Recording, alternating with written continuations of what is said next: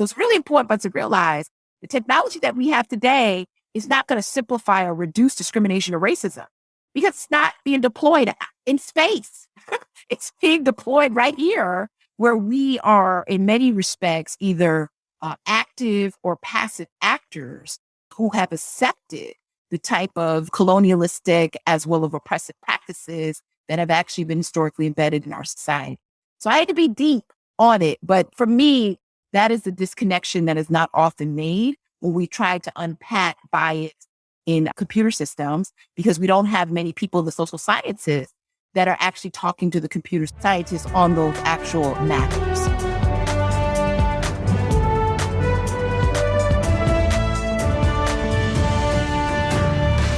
Hi, everybody.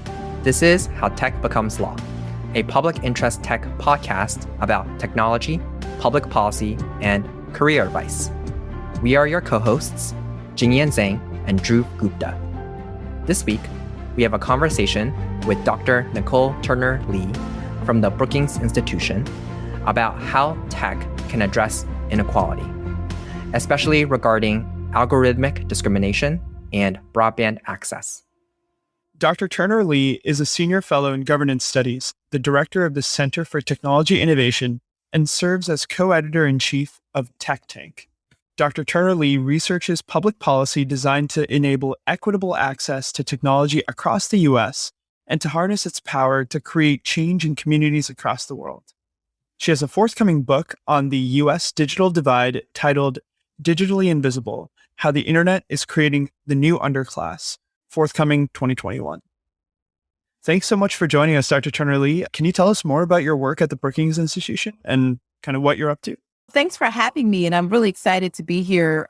So the Brookings Center for Technology Innovation is a really interesting center, right? We've been around for about 10 years, and our goal really started 10 years ago with the purpose of identifying telecommunications policy, not even technology policy at the time.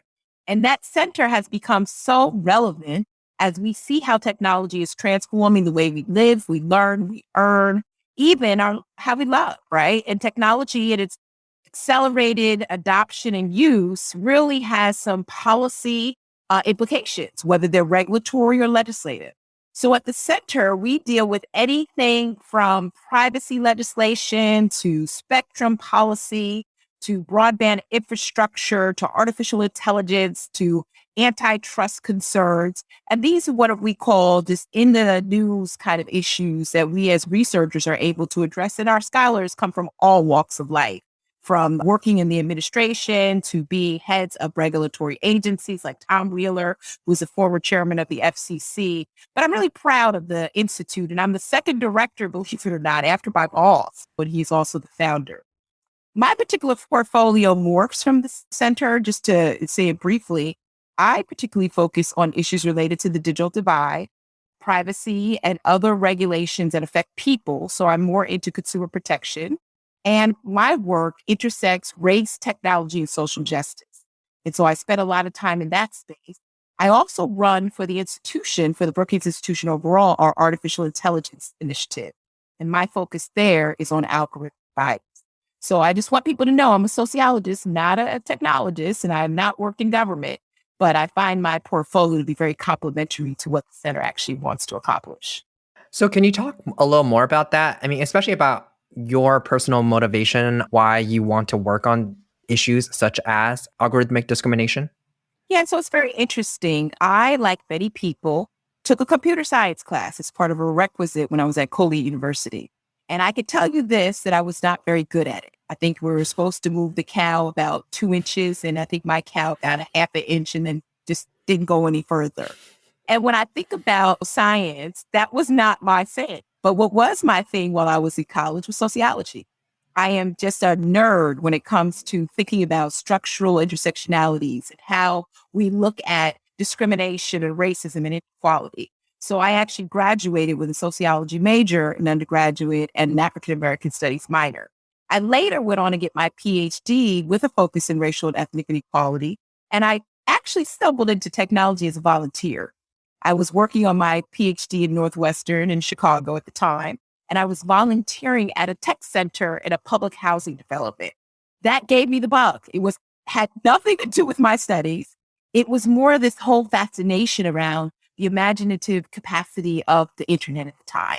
Seeing young African-American girls and boys come into the center, wondering what a 386 computer was, how they actually used a CD-ROM. And I know that there are probably some people who don't know what I'm talking about, but that really drove me to want to pursue a public policy career. That is where I'm at right now. And I've had several think tanks that I've worked for, but most recently at the Brookings Institution. And so I got curious about algorithmic discrimination in the same way that I was curious about digital discrimination. The same way that I saw low-income people placed to the side of this burgeoning digital economy. Back then, before the iPhone, it was whether or not you could get applications to a job in person or online. We were going to kiosk, and the only way that low-income people could apply was by doing something digitally. And you fast forward to today, and you cannot get a ride-sharing service not only without a smartphone or internet access, but without a credit card. And so these kinds of questions really stumped me on the structural inequalities that were embedded in technology. And obviously, that is emerging technologies like machine learning algorithms. And so when it came upon my attention about this issue through Dr. Sweetie, as a matter of fact, and yourself, when you were at the Federal Trade Commission, she showed this photo of and told the audience to just take a look for 3 seconds. And it was the website for a Black fraternity who was celebrating their 100th anniversary celebration, like service. And she said, just watch carefully. And we did. And all of a sudden, get your arrest record for free, the highest interest credit card offering. And to me, that turned the light bulb on to say, technology needed a sociological framework to understand those implications. And that's why I focus a lot of my time on how do we make machine learning algorithms and autonomous systems fair, equitable, and inclusive, which is, I don't do it. And other people like myself don't do it, including Dr. Sweeney and yourself. Who else is going to do it? And so I find myself in that space, quite a lot throughout all of the things that I work on. Wow. Thanks so much for sharing your story there. It's absolutely incredible to see how you kind of fell into this space and have made such a big splash now. And especially uncovering this divide that you discuss, folks who are discriminated against actively by the system, whether it's intentional or unintentional. And I know now you have a new book coming out that we were discussing a little bit earlier. It's a provocative title, Digitally Invisible, talking about a new underclass. Can you speak a little bit more about that? Yeah, and I love the fact that you say it's provocative because my first title was really boring. It was entitled like the picture of the digital divide. One of my colleagues was like, I don't think that's going to sell any books. So I changed the title. So the digitally invisible, how the internet created is creating the underclass is really interesting. It's going to actually be out in the beginning of 2022. It's my first signature book. I'm really excited about this book for two reasons. First, it's really a conversation around whether or not we have forgotten the digital social compact with people who live on the wrong side of economic, social, educational, political opportunity.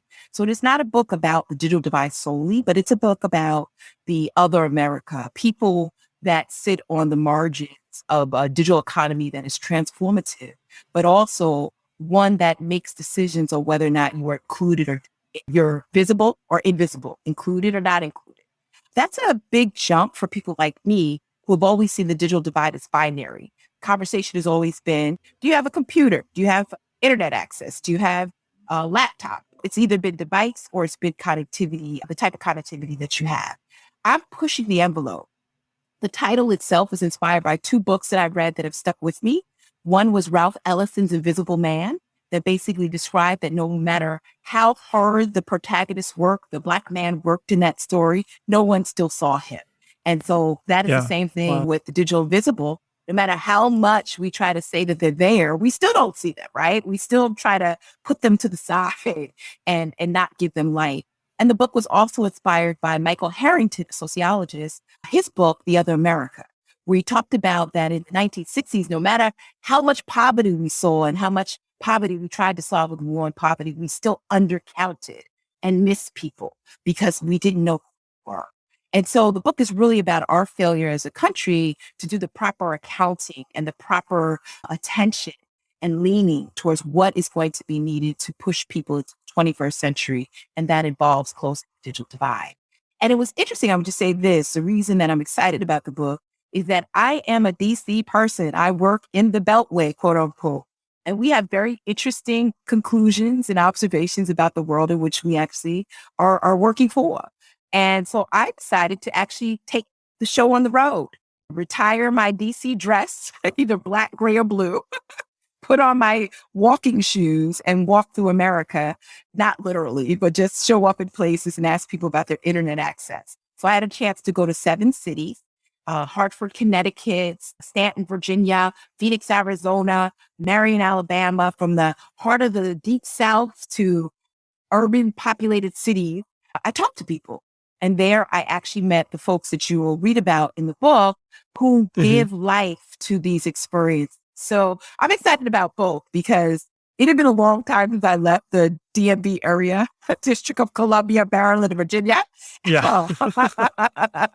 But it's a nice portrayal of what digital access really means and what the divide really looks like. That's really interesting, especially your references to literary sources like Invisible Man about a different era in America, but in making that connection and how there's still ramifications that we see today. And I'm curious on your thinking. When we first met actually was outside of DC in California in 2019. Yeah. And at the time, you were working with Brookings on a report on algorithmic bias detection and mitigation. And at that event that I was a part of, we heard all sorts of experts talk about how technology is learning from society and shaping it. And so what was the insights that you gained from talking to those experts? And then how have they influenced the book that you're writing and your thinking about how things need to change when it comes to building technology that does include everybody? You know, I love that. And when we had that conversation, it was one of the few opportunities, again, that I had to take the conversation out of the DC area. And don't get me wrong, for people who are listening, you need to come work in Washington, DC. I mean, that's where all of the sausage gets made. And so it's always exciting to see that process. But for me, what that conversation and that paper led me to believe is that we have to come to an understanding that computers do not discriminate. We do.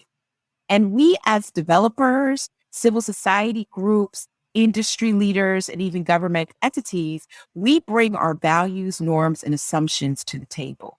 And whatever we believe to be our truth actually factors into those models that are now being deployed for decisions on lending, on education, on housing, and healthcare. And the unfortunate thing, and going back to, I mean, I have to admit, I was not necessarily born in the early 60s, just so you're clear. But when you think about Jim Crow segregation, when you think about what experiences historically that marginalized populations have had to deal with, what we are finding now is that newer technologies are able to continue those persistent inequalities with a greater precision. And that is because despite computers knowing that I'm a Black woman, for example, the ability of algorithms who pick up on the repetitive cues of the things that we do or how we engage with certain technologies, they become footprints. They create data trails. And those data trails not only, again, suggest that I'm a Black woman because I told the computer so, but it takes other activities that become inferences to my behavior. So I have a daughter. You may think I'm a Black woman by the magazines I read, the purchases that I make. Then you might think that I'm a mother because of the purchases that I make for my daughter. And then, as Dr. Sweetie has said, you may take that and begin to develop these composite profiles where now the algorithm is surveilling me based on my last name, sounding Black, or my zip code of where I'm actually engaging in these trials. And that's why, Jen, I'm really excited about your work because we have not been able to articulate just how embedded technology is in society. These models that may be made in computer labs, they ultimately are deployed into real life.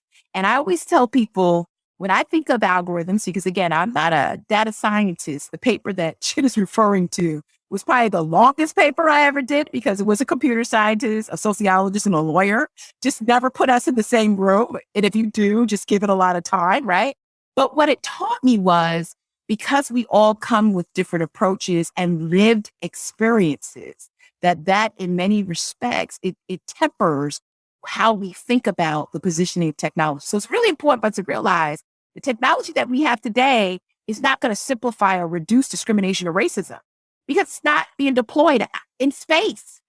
It's being deployed right here where we are, in many respects, either active or passive actors who have accepted the type of colonialistic as well as oppressive practices that have actually been historically embedded in our society.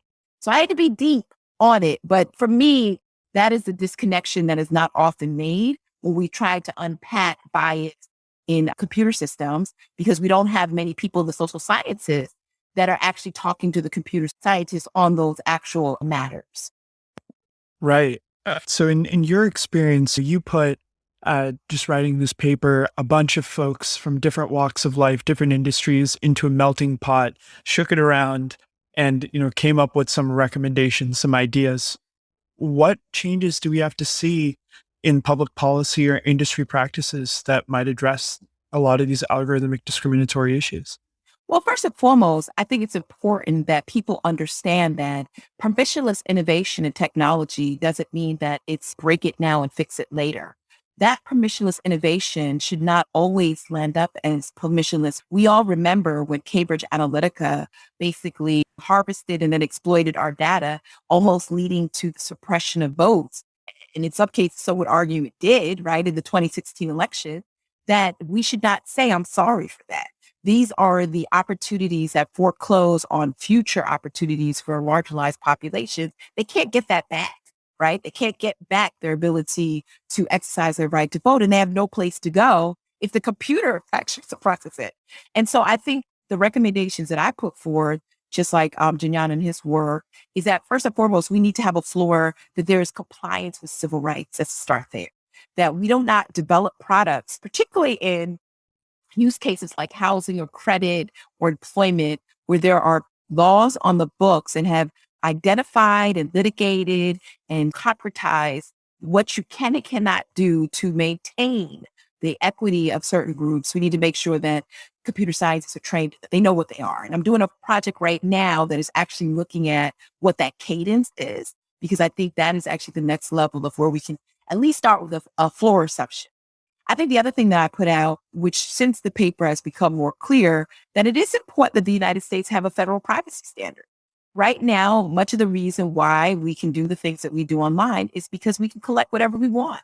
And so without any type of privacy standard, like we have seen in the EU with the General Data Protection Rules, the GDPR, even China just came out with something on privacy. We're going to have this unfettered access to data that will allow for the manipulation of a variety of causal outcomes, good or bad.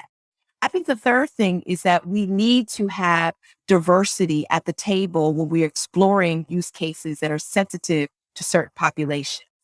It is a travesty that in some of the major corporations that are leading the AI charge, that they are not representative of people of color, of women, of people with other demographic attributes that are the subject of these models. So we need to do something much better on that realm so that lived experiences are pulled up to the table to be able to suggest that this is the case. I'll give you a great example that's like returned to me in the last 24 hours.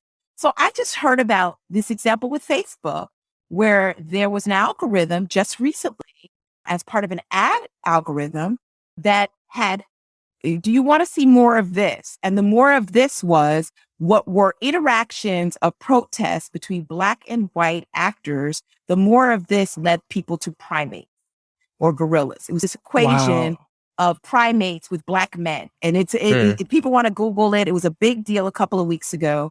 And I just like shook my head when I heard about it just recently, because in 2013, 2015, we had the same thing happen. An innocuous Google search of gorillas led people to the return of Black faces. To me, those may not be the civil rights concerns that are denying people opportunity, but they feed into, I think, the racist discourse that we have not been able to break in this country. And we don't want technology to be an actor in that system. We want technology to be what I always thought it was. I write about it in my book, a lower barrier to entry for groups that want to get in there, their reality.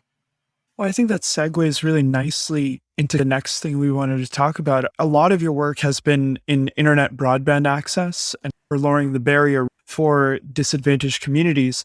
We've seen how important this is in the pandemic, right? Where internet has become a key to unlock all these kinds of resources, everything that we would have done day to day, like school, work, healthcare. Can you speak a little bit more about what you've been working on in this area? Yeah, it's been interesting, right? Because I started the book before the pandemic. And so I finished like all of my tours, visits, like 2 weeks before the pandemic. And I remember in my last visit, I went to two schools. One was a school in Phoenix, Arizona, which was very Latina. And every kid there, by the way, carried a cell phone, not because it was cool, but because they needed it in case a parent was deported because they lived in Maricopa County. Wow. Okay. Yeah, Oh, wow. that was a reality. And then I visited Marion, Alabama, which is about 2 hours outside of Birmingham. And there, those kids were sitting on the stoop before the pandemic of their school to get access because they lived too far from the school on a regular day. And they were poor. Some of those families didn't even have running water. But I share that because I remember coming back and saying to a couple of colleagues, I just witnessed a couple of really neat things. That communities, despite dealing with all of these deficits, they were recipients of the Obama administration's Connect Ed program, and they each had one-to-one solutions for their kids. And despite these two schools being low performing, they recognized the charisma that came from the students and the teachers of being connected. And that person who was an educational expert said to me, but we don't allow computers in the school, because we don't think it actually contributes to successful outcomes. It was crazy, right? And then 2 weeks later, the pandemic hit and every kid was online, right? 50 million kids were sent home.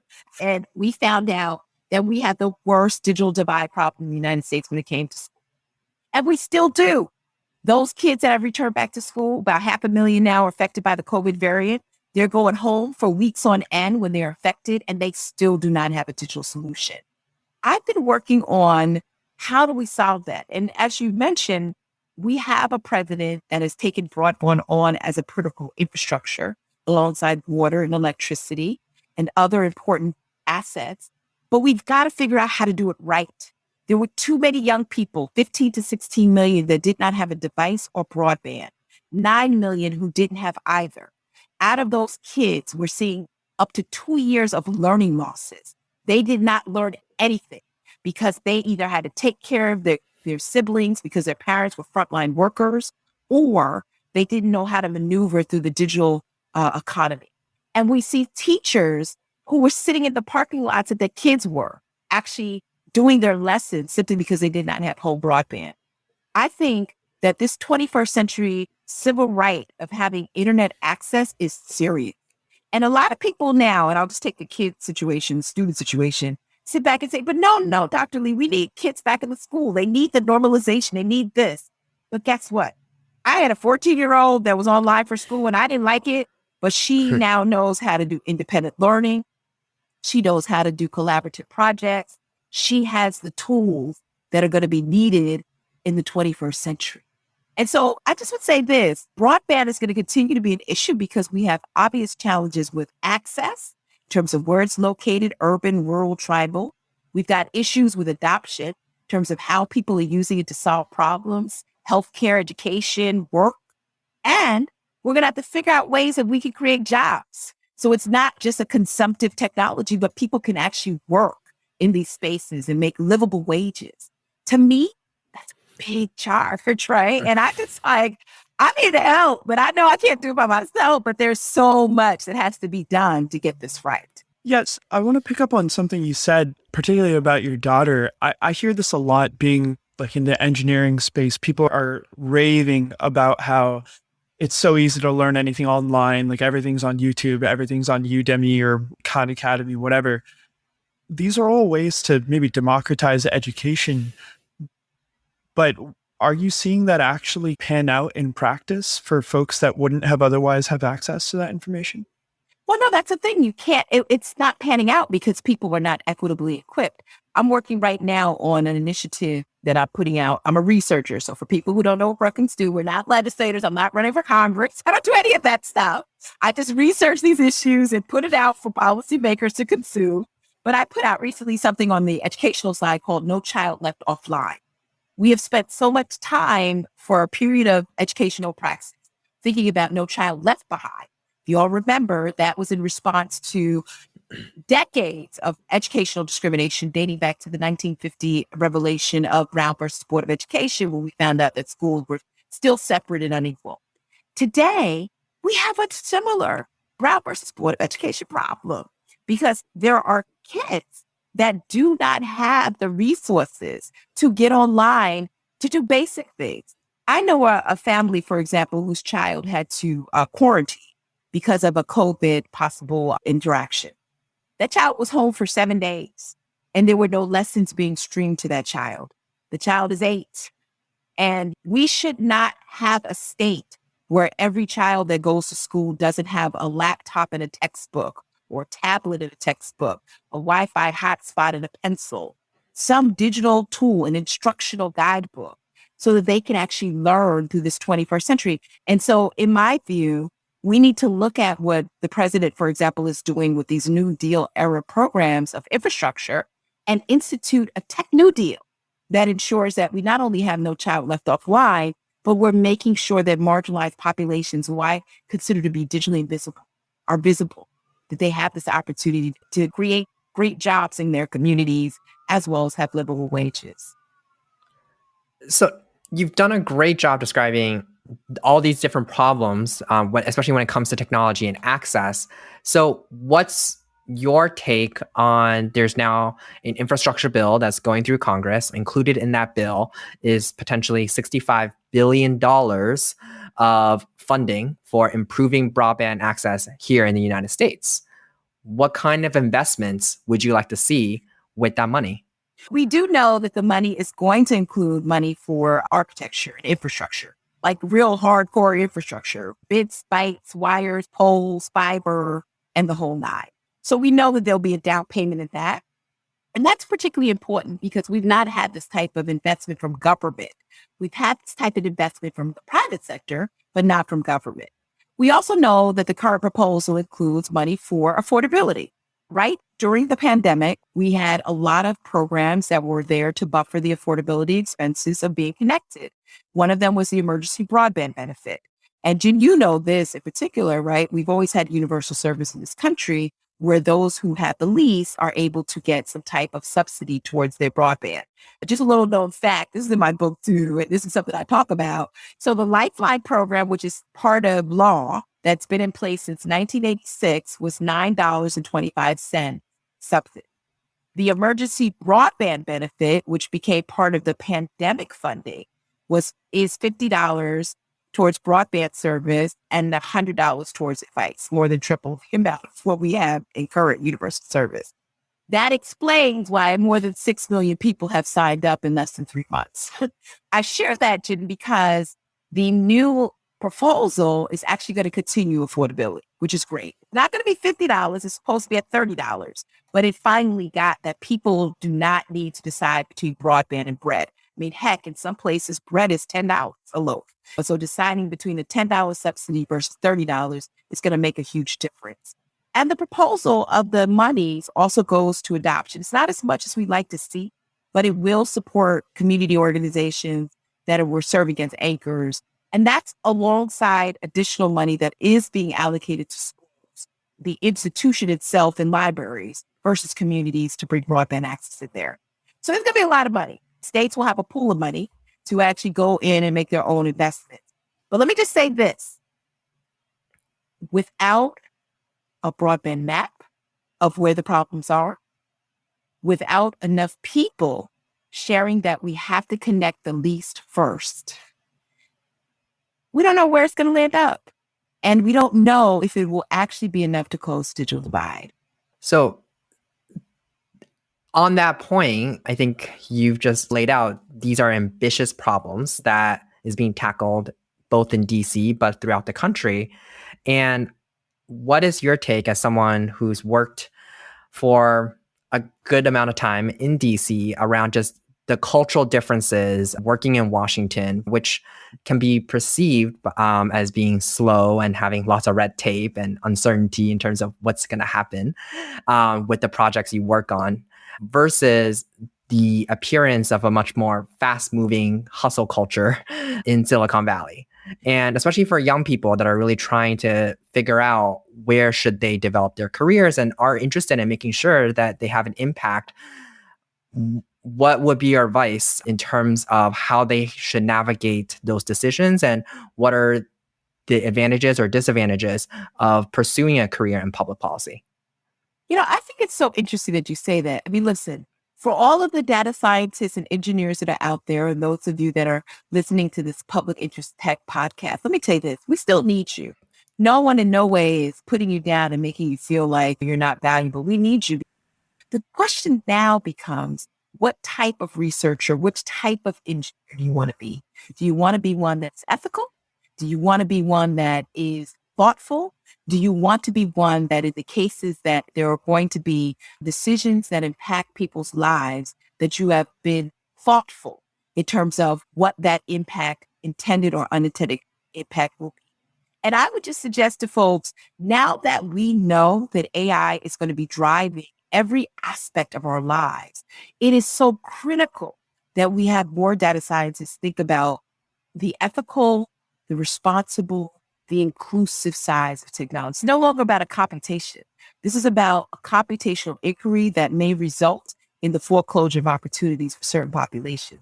So for me, as someone who works in Washington, our challenge is, because we can't keep up with technology and we're not necessarily trained engineers that work in policy, there are so many ways in which we can collaborate. If we want to make technologies more inclusive, then let's figure out ways to create more regulatory sandboxes, or ways to co-create and co-evolve, or have data sets that come out of places like your lab and work with policymakers who want to make a difference when it comes to ethical decision-making, non-discriminatory decision-making. But in the same token, I need my engineer friends, just like that paper, but I need them to also listen that those models matter more than ever before, not just on the good stuff of climate change and healthcare, but they matter because it will drive whether or not a person is included or. So yeah, I mean, people can always call me. They can follow my work. I'm on Twitter, Dr. TurnerLee.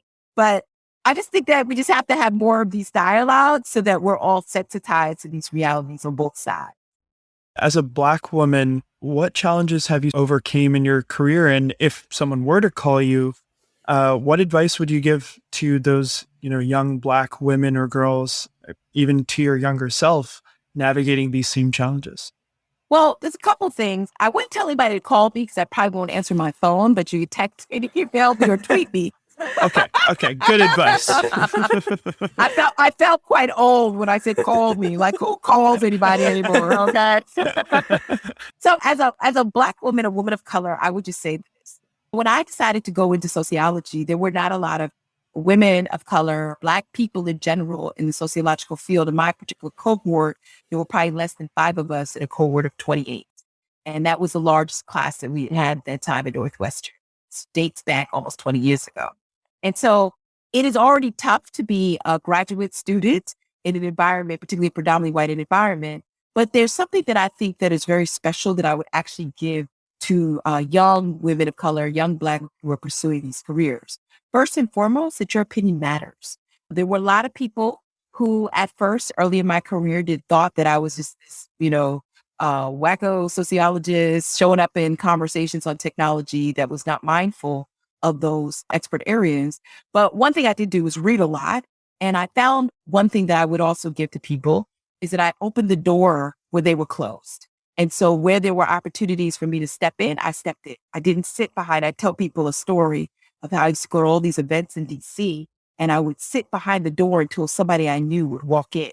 And as the events got higher and higher in caliber, nobody like me was coming in. I was going to be the only person there. I was the Sidney Poitier, guess who's coming to dinner person. And so I would say to everybody, walk through that door and know that regardless of what your background is, you still have something to contribute. I am now the digital divide diva And I'm the deeper from the standpoint that I intersect my work with race and social justice. And I join a cadre of women like LaTanya Sweeney and other women across the academic field who are making a difference. 10 years ago, LaTanya was by herself, and now there's a whole clan of us that you have to get beyond. And I would just share to every person that is out there that is listening, that feels limited in what they think their voice is going to be. Your voice matters, because if they don't hear your voice or the way that you approach that question, the answers will always be the same. And that's what I love about PhD in graduate school, because it is your job when you are defending your dissertation to tell your professors that my research matters. And that's why you both are probably sitting here today, because what you're doing matters. And I would impress that upon anybody listening, to do not let a door close on you. Just keep pressing through until they hear you. That's fantastic. And I think a really exciting call for our listeners in terms of here's what opportunities are really available for you to take on. So Nicol, as we finish, I wanted to ask you that this podcast is called How Tech Becomes Law. Given your experience, how have you seen a technology and its design create new rules for how society operates? We could just look at surveillance technologies and how they have been pressed upon certain protocols that continue to over-surveil Black and Brown communities and contribute to the unspoken and unjust rules of criminal justice. We think about the use of law enforcement use of facial recognition technologies. We think about law enforcement use of a variety of artificial intelligence and autonomous mechanisms, such as drone surveillance, thermal maps, all those. They are now ways in which they're able to do inquiry into an investigation, but there are also ways in which they can further compound the inequalities that already exist in criminal justice. So in my opinion, that's when, again, tech's innovative insight into permissionless innovation should not become permissionless forgiveness. So I think it's really important for us to know that people of color historically have been surveilled. And now we have new ways, as I said earlier, with greater precision to surveil them even when it's wrong. And so those are the new rules of this new digital society that we have to go ahead and identify and mitigate before we progress on the civil rights of individuals in this country and abroad. Thank you so much for joining Dr. Turner-Lee. That was absolutely incredible and incredibly insightful. And thank you for your work. And thank you for listening. I'm Dhruv Gupta with Jinyan Zhang, and this was How Tech Becomes Law. Thanks for listening to How Tech Becomes Law. We are supported by the Public Interest Tech Lab. You can find us online at howtechbecomeslaw.org and on social media channels at Tech Becomes Law. The music for this podcast was produced by Clarence Yap. If you enjoyed this podcast, please leave us a review on your podcast platform of choice. It really helps other listeners discover us. Thanks again for listening, and come back next week for another conversation on how tech becomes law.